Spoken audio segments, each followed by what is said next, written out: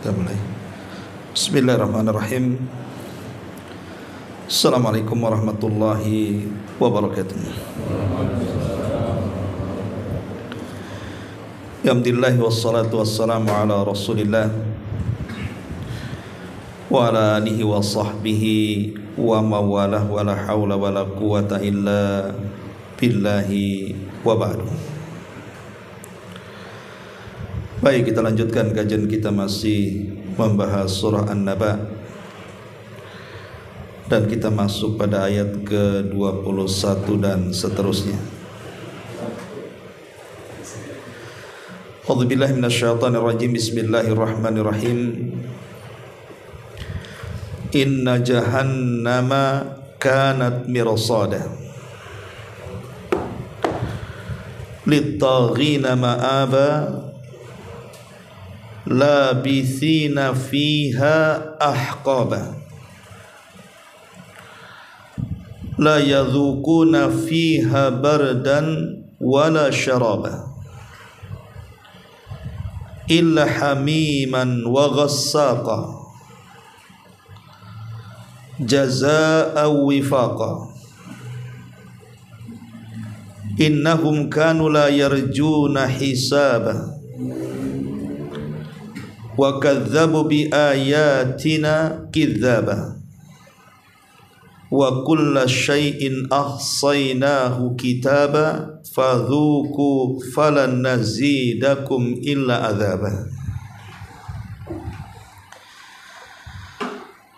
Allah Subhanahu wa taala berfirman, inna jahannama kanat mirsada. Sesungguhnya neraka jahanam itu merupakan tempat mengintai. Inna jahannama kanat mirsada lit-taghina ma'aba, untuk orang-orang yang melampaui batas, maka mereka pantas untuk tinggal di dalamnya. Bicara soal jahannam, ada yang mengatakan bahwa jahannam itu adalah neraka yang paling ringan. Jahannam itu neraka yang paling ringan, di mana di neraka inilah Allah Subhanahu wa taala tempatkan al-usatu minal muwahhidin, orang-orang yang bermaksiat dari kalangan ahli tauhid. Karena memang neraka sendiri bertingkat-tingkat. Lah yang paling ringan adalah jahannam. Dikhususkan untuk orang-orang yang beriman yang bermaksiat kepada Allah Subhanahu wa taala. Makanya kalau ada hadis-hadis ancaman terhadap dosa-dosa besar dengan api neraka dan azabnya, dan dia seorang yang beriman, maka maksudnya adalah neraka yang diperuntukkan untuk mereka adalah jahannam. Karena kita tahu bahwa neraka sendiri memiliki tingkatan. Ada jahannam, ada jahim, ada ladha, ada sa'ir, ada sakar, ada khutamah, dan ada hawiyah. Di sini Allah Subhanahu wa taala mengatakan, sesungguhnya neraka jahannam ini kanat mirsada, senantiasa mengintai orang-orang yang masuk ke dalamnya.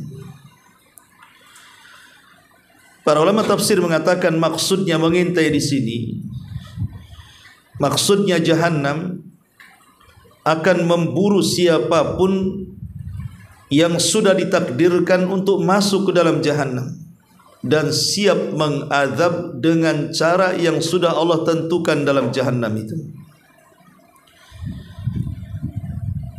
Kemudian Allah Subhanahu wa taala mengatakan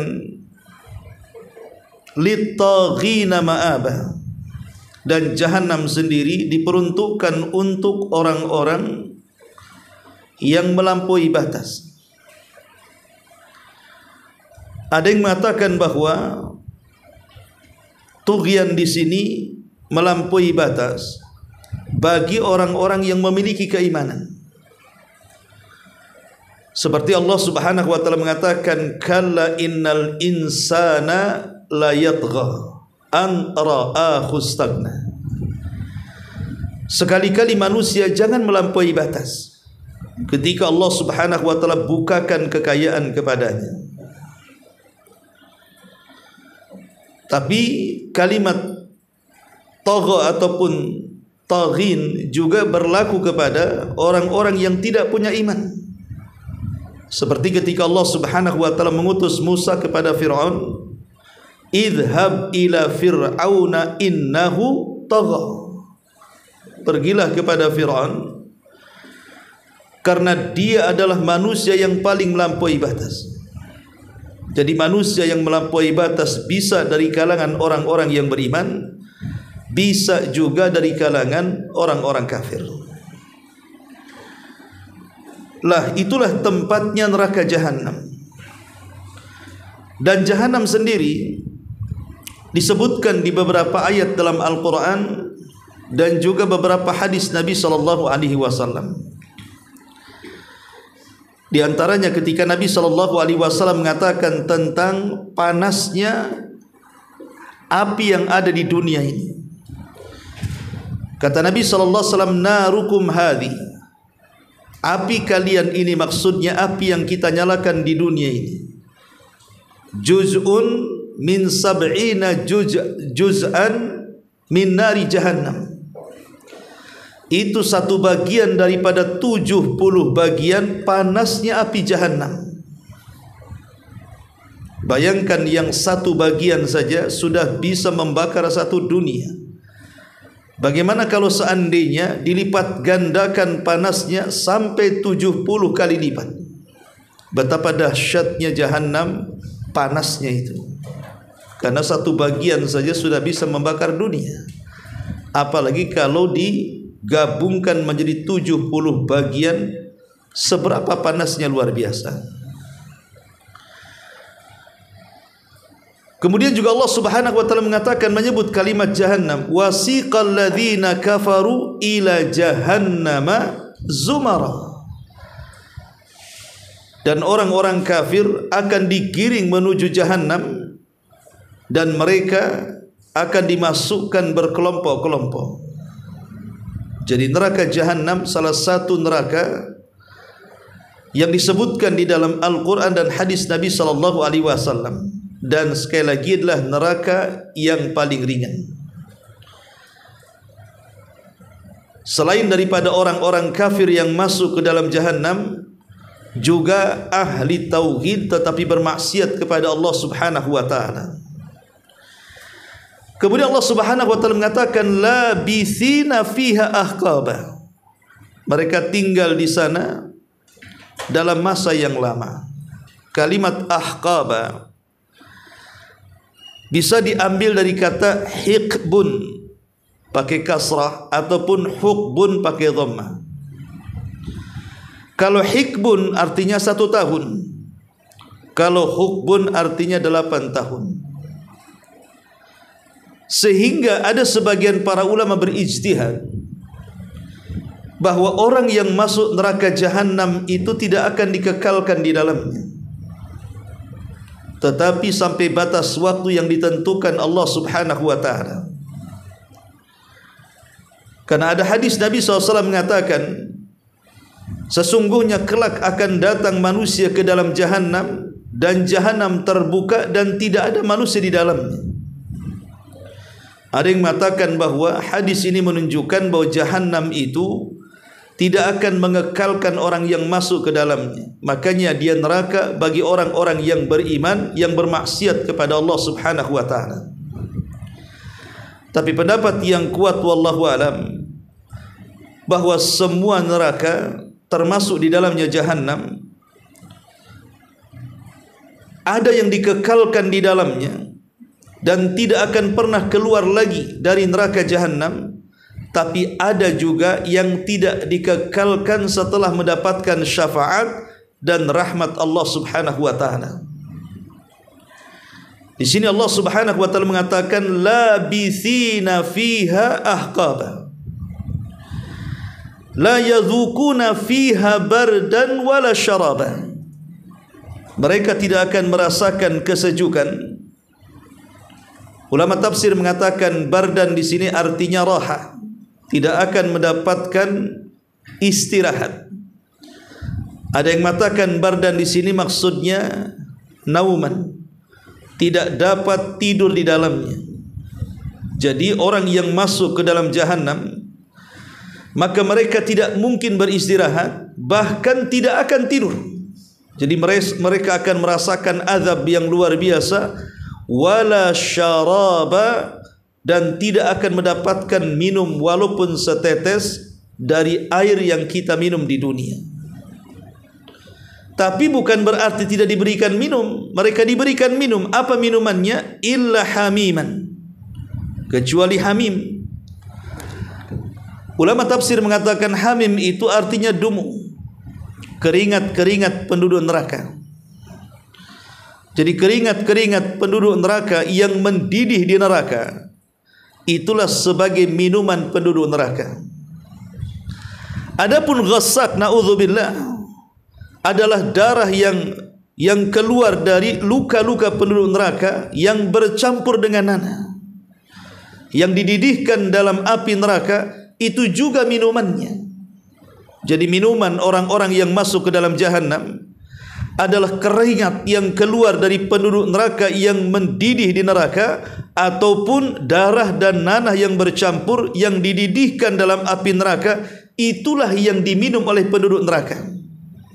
Itu maksudnya illa hamiman wa ghassaqa. Kemudian Allah mengatakan jazaa'a wifaqa. Tentu itu semua adalah sebagai pembalasan yang setimpal. Karena Allah Subhanahu wa taala ketika memasukkan manusia ke dalam sorga, itu semua karena rahmatnya. Tapi ketika Allah memasukkan manusia ke dalam neraka, itu karena keadilannya. Al jazaa'u min jinsil amal. Setiap balasan itu disesuaikan dengan amal perbuatannya. Kemudian Allah mengatakan innahum kanu la yarjuna hisaba. Sesungguhnya mereka tidak pernah mengharapkan perhitungan. Sesungguhnya mereka yang masuk ke dalam neraka itu tidak pernah terpikir bahwa akan ada perhitungan seperti itu. Dan ingat, perhitungan Allah Subhanahu wa taala atau hisab itu sangat detail sekali. Tidak ada yang kecil ataupun yang besar, yang tersembunyi ataupun yang tampak, semuanya akan disingkap oleh Allah Subhanahu wa taala dalam bentuk perhitungan. Makanya di antara kekhususan hisab, manusia akan dikembalikan seluruh hafalannya, seluruh memorinya sejak dia akil balik sampai dia wafat. Dia tahu kejadian apa saja yang pernah dia lakukan. Setiap detik, menit, hari, minggu, bulan, tahun, dia hafal semuanya. Padahal di dunia, kejadian minggu kemarin saja kita ngapain kita sudah lupa, apalagi yang bulan depan, tahun kemarin, dan begitu seterusnya. Tapi di akhirat semua memori itu akan dikembalikan. Dan ini khususnya hisab namanya. Untuk apa? Untuk mencocoki dengan catatan yang ditulis oleh malaikat raqib dan atid dan malaikat pencatat yang lainnya, sehingga tidak bisa mengelak dari perhitungan Allah Subhanahu wa taala. lah orang-orang yang masuk ke dalam jahanam itu mereka tidak mengira kalau ada perhitungan sedetail ini.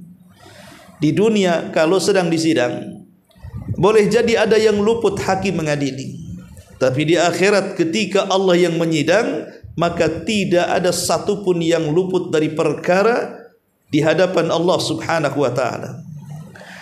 Kemudian Allah mengatakan wa kadzdzabu bi ayatina kidzaba. Mereka ketika di dunia benar-benar mendustakan ayat-ayat kami. Wa kulla syai'in ahsainahu kitaba. Segala sesuatu telah kami catat dalam kitab catatan amal manusia. Manusia tidak akan mengelak karena ada bukti catatan masalahnya. Kalaupun seandainya dia mengelak dari catatan itu, ada saksi. Dan saksi itu tidak bisa terbantahkan, karena saksi itu dari berbagai macam segi.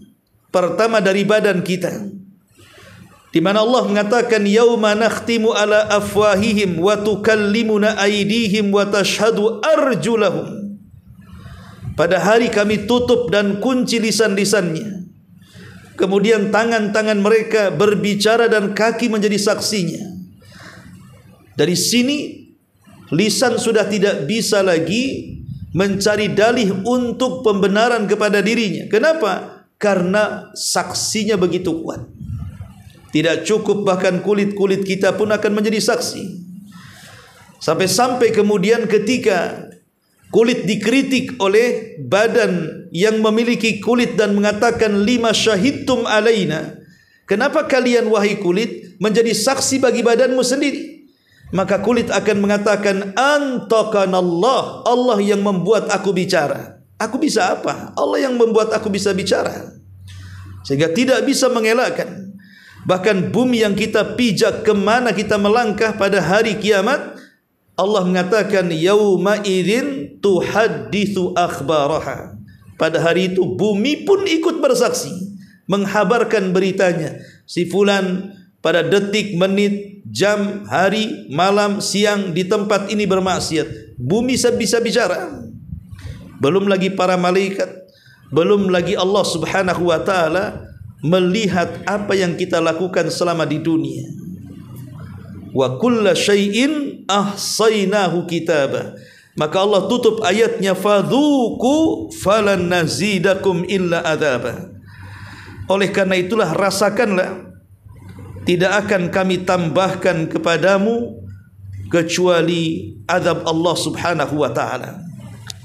Inilah ma'asyiral muslimin wal muslimat rahimakumullah, gambaran yang disebutkan dalam surah An-Naba tentang dahsyatnya neraka.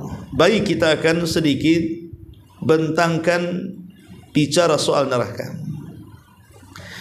Ma'asyiral muslimin yang dimuliakan Allah Subhanahu wa taala, neraka ini adalah seburuk-buruk tempat kembali. Tidak ada tempat kembali yang paling buruk melebihi neraka. Makanya Allah Subhanahu wa taala mengatakan dalam surah Al-Mulk ayat 6, walilladzina kafaru bi rabbihim adzabu jahannam wa bi'sal masir. Dan orang-orang yang ingkar kepada Rabbnya akan mendapatkan azab jahannam, dan itulah seburuk-buruk tempat kembali. Neraka adalah seburuk-buruk tempat kembali. Bahkan dia adalah seburuk-buruk tempat kediaman. Rumah yang paling buruk adalah neraka. Makanya Allah mengatakan jahannam yaslaunaha wa bi'sal qarar.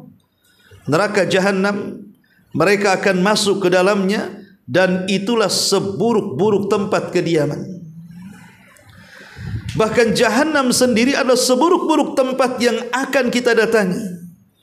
Allah mengatakan wa bi'sal wardul mawrud, dan neraka itu seburuk-buruk tempat yang kalian akan masuki.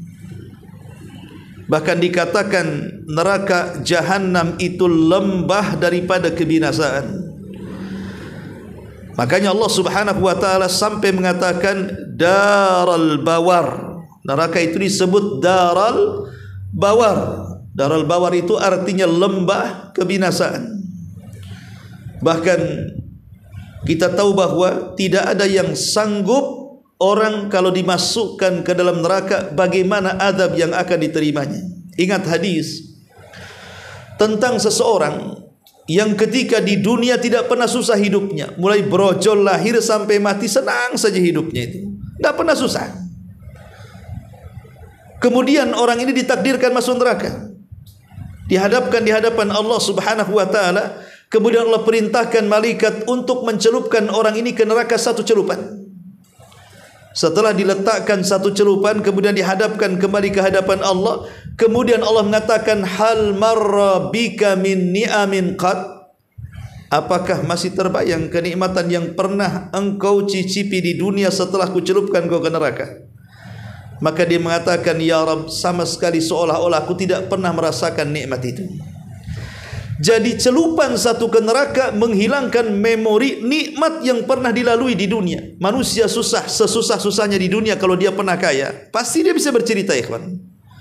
Antum pernah kaya nih, tahu-tahu setelah di masa tua jatuh miskin, kemudian menjadi kere, pasti antum masih bisa bercerita. Dulu kan begitu ya. Dulu saya ini pengusaha, rumah saya besar, kendaraan saya mewah, tanah saya luas, saya makan enak, masih bisa bercerita. Susah-susahnya orang di dunia, kalau dia pernah kaya, pasti dia bisa bercerita kenikmatan yang pernah dicicipinya. Tapi berbeda orang yang dicelupkan ke neraka, dia sudah tidak ingat lagi kalau dia itu pernah senang dulunya. Begitu dahsyatnya, maksudnya neraka itu bisa menghilangkan memori kalau dia pernah senang. Kita bayangkan begitu dahsyatnya, luar biasa. Ma'asyiral muslimin yang dimuliakan Allah Subhanahu wa taala. Makanya neraka sendiri adalah tempat yang sangat ditakuti oleh siapapun. Makanya Nabi sallallahu alaihi wasallam sampai-sampai mengajarkan kepada kita agar senantiasa berlindung dari jahannam. Allahumma inni a'udzubika min azabi jahannam. Setiap salat dalam tasawuf akhir lagi kita disuruh untuk berlindung dari 4 perkara tuh. Salah satunya adalah azab jahannam. Saking dahsyatnya kan gitu.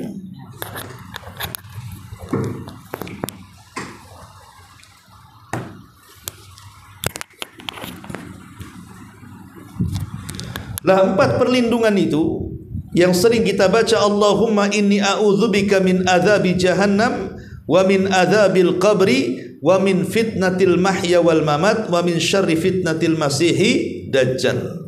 Lah yang pertama kita disuruh berlindung dari jahannam. Baik masyarul muslimin yang dimuliakan Allah Azza wa Jalla, sebenarnya neraka itu seluas apa?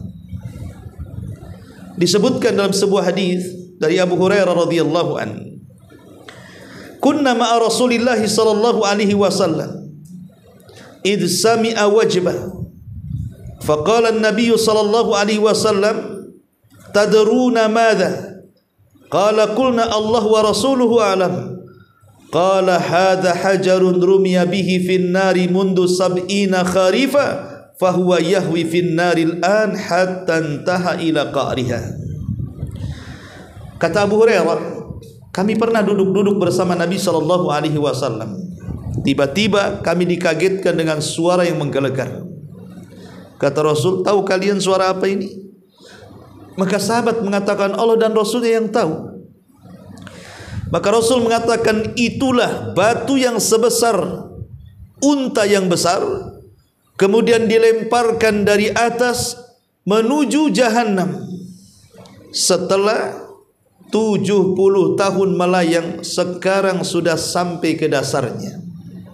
Jadi kalau ada orang yang terlempar dari titian sirat kemudian masuk ke dalam jahannam, maka 70 tahun dia akan melayang, setelah itu baru sampai di dasarnya. Ini juga menunjukkan keluasan. Bahkan disebutkan dalam Al-Quran tentang keluasannya juga. Kalau itu kan tingginya ya, tingginya itu sampai 70 tahun, batu yang besar sebesar unta dilemparkan dari titian, baru sampai di Jahannam. Itu tingginya neraka itu. Adapun luas dan lebarnya tentu digambarkan dalam surah Qaf ayat 30. Yauma naqulu li jahannam halim tala'ti wa taqulu hal mim mazid.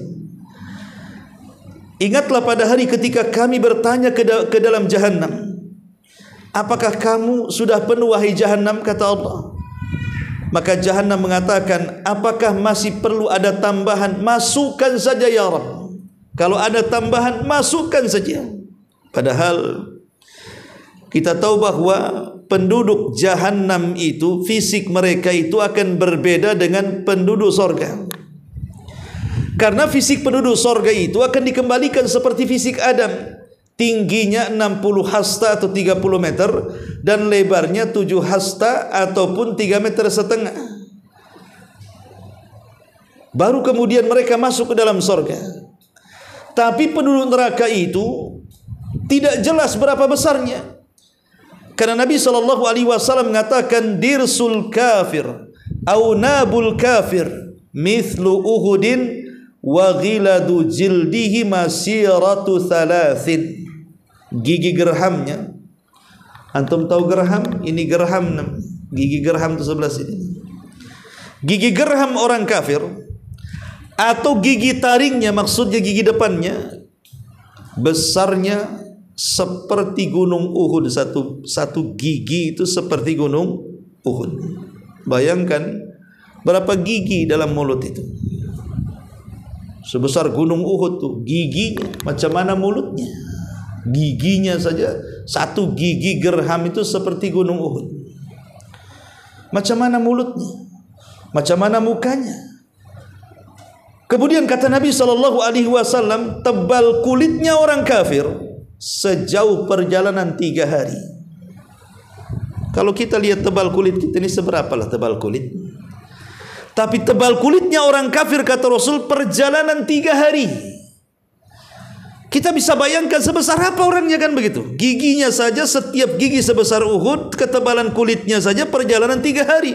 Menunjukkan satu orang saja sudah raksasa tuh.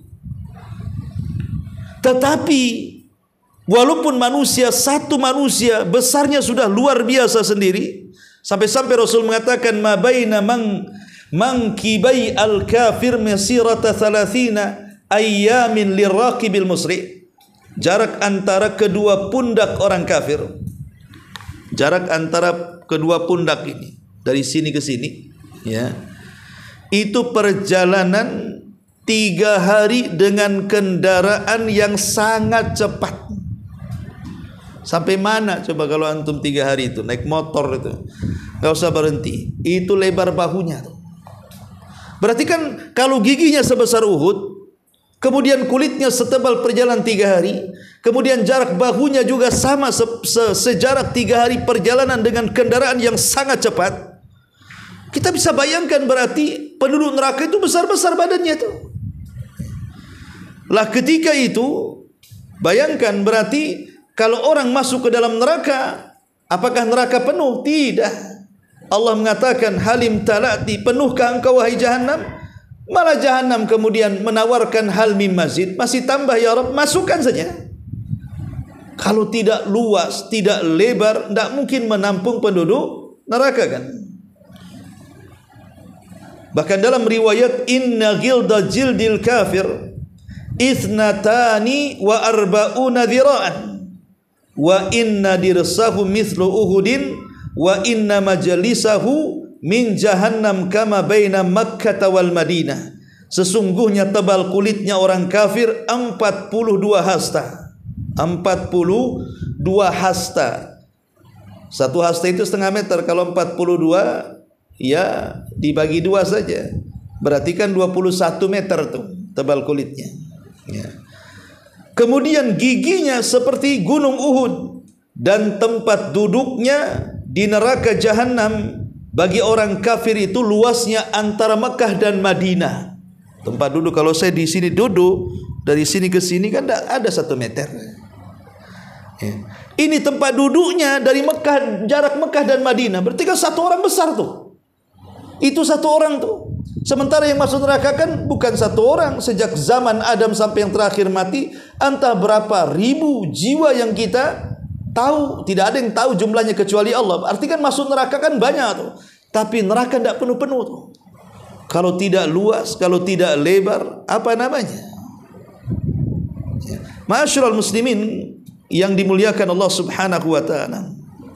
Dari sini kita tahu bahwa neraka itu sangatlah luas sekali. Kemudian juga sedikit gambaran tentang neraka, bicara soal para penjaganya. Allah Subhanahu wa taala mengatakan dalam surah Al-Mulk ayat 6 sampai 8, "Lilladzina kafaru bi rabbihim adzabu jahannam wa bi'sal masir. Kullama ulku fiha sami'u laha syahiqan wa hiya tafur takadu tamayyazu minal ghaid kullama ulqiya fiha faujun sa'alahum khazanatuha alam ya'tikum nadhir." Dan orang-orang kafir kepada Rabbnya memperoleh azab jahannam, dan itulah seburuk-buruk tempat kembali. Apabila mereka dilemparkan ke dalam jahannam, mereka mendengar suara neraka yang mengerikan. Sedang neraka itu menggelegar, hampir-hampir neraka terpecah karena marah. Setiap kali dilemparkan ke dalamnya sekumpulan orang-orang kafir, para penjaga neraka itu bertanya kepada mereka, "Apakah belum sampai kepada kalian di dunia datang seorang pemberi peringatan?" Mereka mengatakan, "Tentu sudah sampai." "Lalu kenapa kalian kafir?" Jadi memang para penjaga neraka itu sangat kasar, ghiladun syidad, sangat kasar sekali, bentakan-bentakannya menakutkan. Ma'asyiral muslimin yang dimuliakan Allah Subhanahu wa taala. Lah, di neraka jahanam ini, ketika mereka dimasukkan ke dalamnya, Allah Subhanahu wa taala akan merantai mereka, salasilan wa aghlalan wa sa'ir. Kalau di dunia sejahat-jahatnya orang jahat, seperti penjara di mana tuh yang menangkap preman-preman tuh, kita lihat kan mereka dirantai itu, kakinya dirantai, tangannya dirantai, paling tinggi merantai kaki dan merantai tangan atau membelenggu ke leher kan. Itu rantai di dunia bagi para penjahat kelas kakap. Tapi rantai di akhirat bagi penduduk neraka bukan dirantai tangannya atau dibelenggukan ke lehernya atau dirantai kakinya, tapi rantai itu dimasukkan ke dalam mulutnya, keluar dari duburnya. Tapi saya bayangkan, dimasukkan rantai dari mulut keluar dari dubur, kemudian digeret dimasukkan ke dalam jahanam. Aghlalan, salasilan wa aghlal, kata Allah. Salasil itu rantai, dan belenggu-belenggu yang membelenggukan di leher orang-orang yang masuk ke dalam jahanam. Na'udzubillah. Ma'asyiral muslimin yang dimuliakan Allah Subhanahu wa taala. Dan jahanam ini dijaga oleh para malaikat. Tidak mungkin ada orang yang masuk kemudian keluar seenaknya. Tidak ada orang yang masuk jahanam masuk keluar seenaknya. Karena jahanam sendiri itu memiliki 70.000 tali kekang. Memiliki berapa? 70.000 tali kekang. Lah setiap satu tali kekang itu yang menggeret berapa malaikat? 70.000 malaikat. Bayangkan kalau kita gambarkan seperti kapal yang digeret ke laut, memiliki 70.000 tali. Setiap tali itu digeret oleh 70.000 malaikat, bayangkan. Berarti jahanam itu dikelilingi oleh para malaikat. Dan jahanam itu begitu besarnya karena yang menggeretnya saja setiap satu tali 70.000 malaikat, dan jumlah talinya 70.000 tali lagi. Luar biasa ngerinya. Sebagaimana Nabi mengatakan, yu'ta bin nari yaumal qiyamah, akan didatangkan neraka pada hari kiamat, laha sab'una alfa zimamin ma kulli zimamin sab'una alfa malakin yajurrunaha. Neraka jahanam pada hari kiamat akan didatangkan, ia memiliki 70.000 tali, pada setiap talinya terdapat 70.000 malaikat yang menarik jahanam itu. Subhanallah. Ya, bagaimana malaikat di mana-mana sehingga kalau orang sudah masuk ke dalamnya dipastikan dia akan sulit keluar. Kullama aradu an yakhruju minha u'idu fiha. Setiap mereka berusaha keluar, ditarik lagi dan dimasukkan ke dalamnya. Na'udzubillah thumma na'udzubillah. Ya. Ma'asyiral muslimin yang dimuliakan Allah Subhanahu wa taala. Adapun lihat bagaimana sikap para malaikat dijelaskan dalam surah Tahrim ayat 6. Ya ayyuhalladzina amanu qu anfusakum wa ahlikum nara wa quduhan nasu wal hijara 'alaiha malaikatun ghiladun shidadun la ya'sunallah ma amarahum wa yaf'aluna ma yu'marun. Hai orang-orang yang beriman, jagalah dirimu dan keluargamu dari api neraka yang bahan bakar neraka itu manusia dan batu. Kita jadi bahan bakar. Kita jadi bahan bakar disamakan dengan batu. Kemudian para penjaganya, maksudnya malaikat-malaikatnya itu sangat kasar, sangat keras. Mereka tidak pernah durhaka dengan Allah. Apapun yang diperintahkan Allah pasti mereka akan lakukan. Ma'asyiral muslimin yang dimuliakan Allah Subhanahu wa taala. Makanya orang yang masuk neraka itu tidak akan ada senangnya walaupun sekejap mata. Satu hari Al-Imam Hasan Al-Basri rahimahullahu taala didatangkan di hadapannya satu bejana air mineral, air putih yang jernih untuk diminum. Tiba-tiba Imam Hasan Al-Basri yabki, dia pun menangis dan meneteskan air mata seolah-olah dadanya sesak. Sehingga murid-murid dia mengatakan, ya Imam, apa salah air mineral yang ada di hadapanmu itu? Kenapa setiap engkau memandang air itu engkau menangis?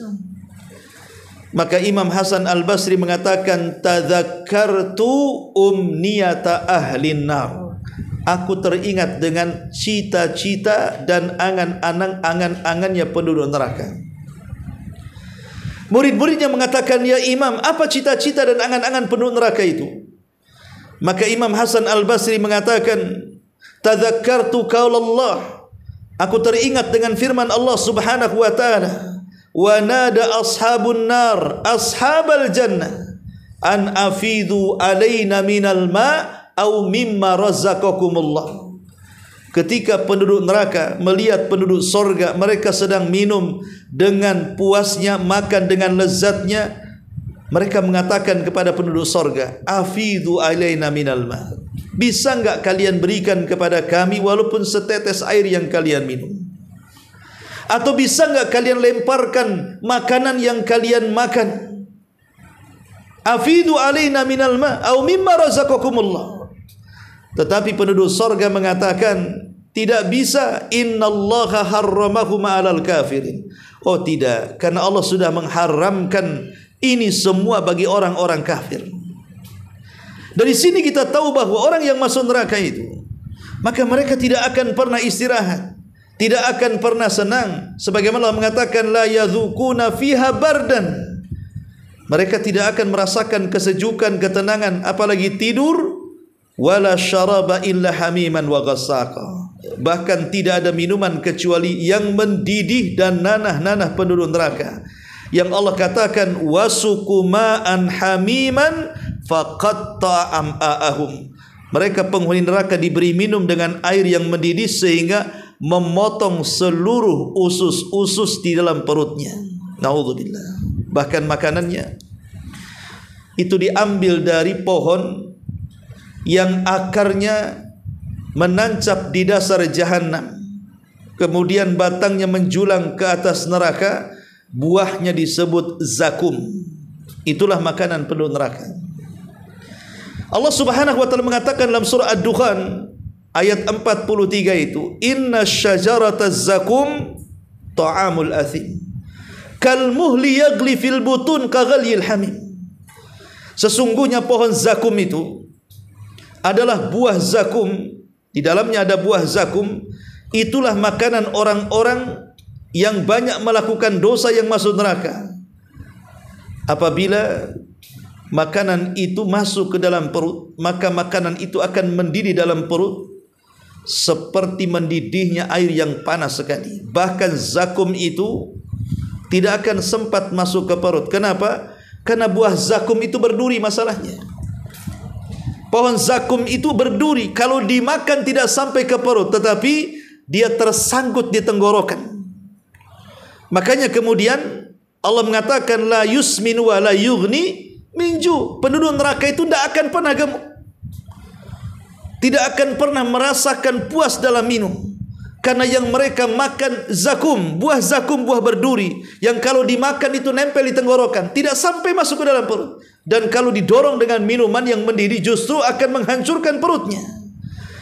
Makanya kalau Nabi SAW ketika menggambarkan bagaimana pohon zakum dan buahnya ini, Rasul sampai mengatakan lau anna qitratan minaz zakum qatarat fid dari dunya la afsadat ala ahli dunya ma'asyahum. Kalaulah saja setetes dari buah zakum menetes di dunia, niscaya akan menimbulkan kerusakan terhadap seluruh kehidupan penduduk dunia yang ada di dunia ini. Hancur semuanya.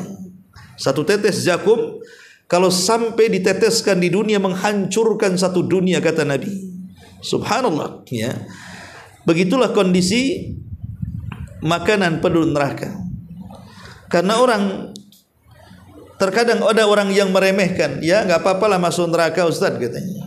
Saya mendengar seorang artis itu, dia mengatakan tidak apa-apa saya masuk neraka, biar saya ketemu dengan Lady Gaga, katanya. Biar saya ketemu dengan Michael Jackson, biar saya ketemu dengan artis-artis barat, katanya. Ingat, serendah-rendahnya penduduk neraka azab itu, azab yang akan ditimpakan kepada penduduk neraka yang paling ringan saja. Apa kata Nabi? Inna au ahwana ahlin nari azaban man lahu na'lani wa syirakani min narin yagli min huma dimaguhu kama yaglil mirjalu ma yara anna ahadan ashaddu minhu azaban wa innahu la ahwanuhum azaban. Penduduk neraka yang paling ringan siksanya, kata Nabi. Ini penduduk neraka yang paling ringan siksanya apabila dimasukkan ke dalam neraka adalah seseorang yang memakai dua sandal neraka yang memiliki dua tali. Kemudian otaknya mendidih karena panasnya sebagaimana mendidih air dalam kuali. Orang tersebut merasa tidak ada orang lain yang paling pedih siksanya kecuali dia, padahal itu serendah-rendahnya azab neraka.